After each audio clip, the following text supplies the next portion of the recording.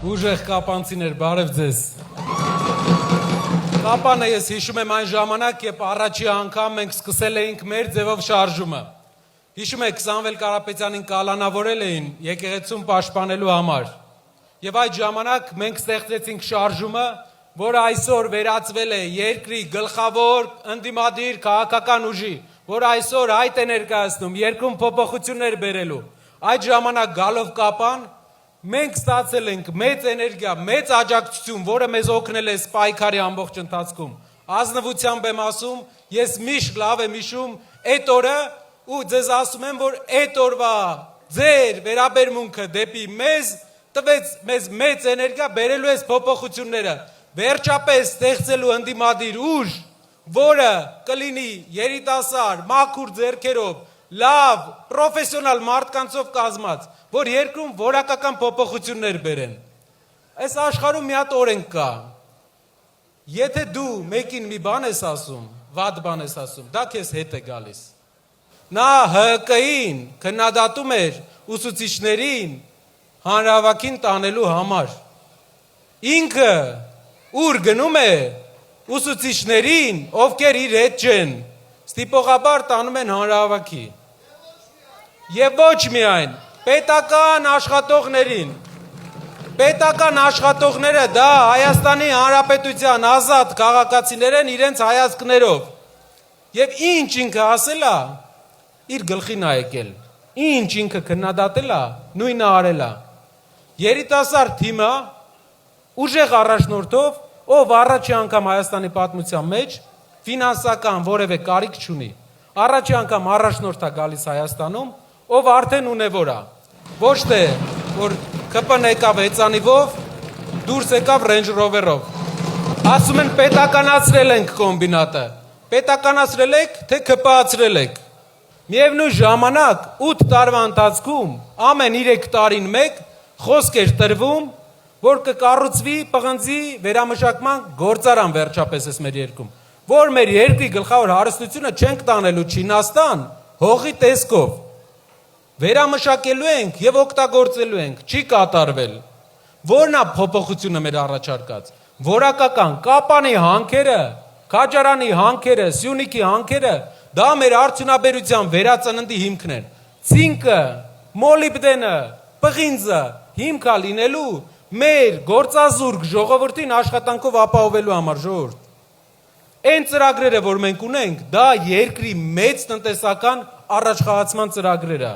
Ու այդ ծրագրերը անում է մարդ, ով արդեն էտի արել է մի քանի անգամ, ով ստեղծել է զրոյից հայկական բյուջեի էկվիվալենտ ընկերություն ու զարգացնում է դա։ Երեք այստեղ նաև ներկա էր մեր երկրի պաշտպանության նախարարը, ով ինձ դիմելով խորհուրդներ էր տալիս, ստիպված եմ արձագանքել, չնայած հաճույք չունեմ, բայց արձագանքեմ։ Պարոն Պապիկյան, դու հնարավոր է լավ ասֆալտ անող նախարար ես եղել։ Հնարավոր է լավ ասֆալտ անող նախարար ես եղել։ Շատ ասֆալտ ես արել։ Դու հնարավոր է նաև դրական փոփոխությունների հույսով ես եկել ԿՊ։ Բայց կանգնած քո վարչապետից 3 մետր հեռավորության վրա խոսում ես բանակի ծառայելուց, այն մարդն էլ 3 մետրի վրա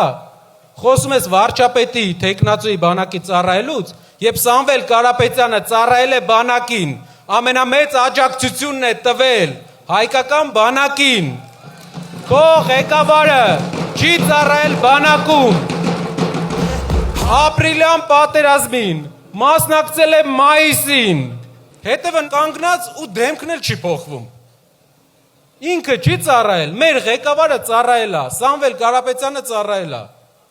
Մյուս բանը ասեմ։ Արցախի հարցը գիտեք ոնց է ստեղծվել։ Սրանից 200 տարի առաջ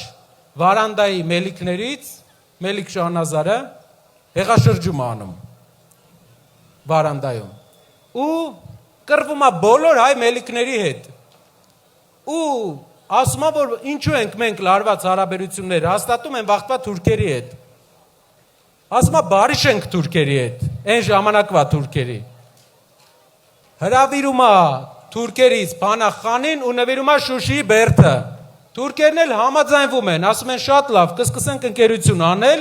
բայց գանք Շուշիի բերդում բնակվենք։ 200 տարի հետո տեսակ ինչ եղավ ժողովուրդ։ Այնտեղ էլ հայ չի ապրում։ Հիմա մենք ունենք մի նոր Մելիք Շահնազար, ով ասում է խաղաղություն բերեմ,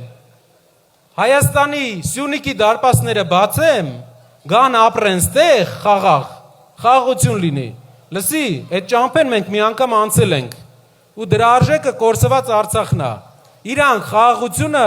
համեմատում են զիջման հետ։ Աշխարհում Ադրբեջանը աշխարհի ամենաուժեղ երկիրը չի։ 83-րդ տնտեսությունն է։ Չի կարելի Ադրբեջանից վախենալ։ Պետք է ուղղակի ունենալ ուժեղ առաջնորդություն, պետք է ուղղակի ունենալ ուժեղ դաշնակիցներ, որ ստեղից 100 կիլոմետր հեռավորության վրա ունենք դաշնակից ուժեղ, ում հետ պետք է ուժեղ աշխատենք։ Պետք է ամբողջ տարածաշրջանի հետ լավ հարաբերություններ հաստատել ու ունենալ երաշխավորված խաղաղություն։ Ոչ թե այս ամենը։ Մելիք Շահնազարի օրինակը մի օրինակ է, երբ հայերը սկսում են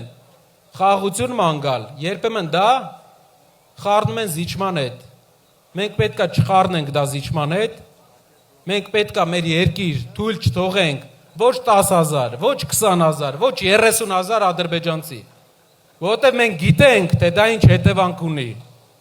Իսկ մեր երկրի հարստությունը մեզ հերիք է, մեր սերունդների համար տասնյակ տարիներ ու հարյուրավոր տարիներ լավ ապագա սարքելու համար։ Մեր երկրի հարստությունը հողի տակից հանում, տանում ենք Չինաստան, տանում ենք այլ երկրներ, որ իրենք հարստանան։ Մենք վերամշակենք, մեր երկիրը հարստացնենք, ուժեղ երկիր ունենանք։ Ուժեղ Հայաստան։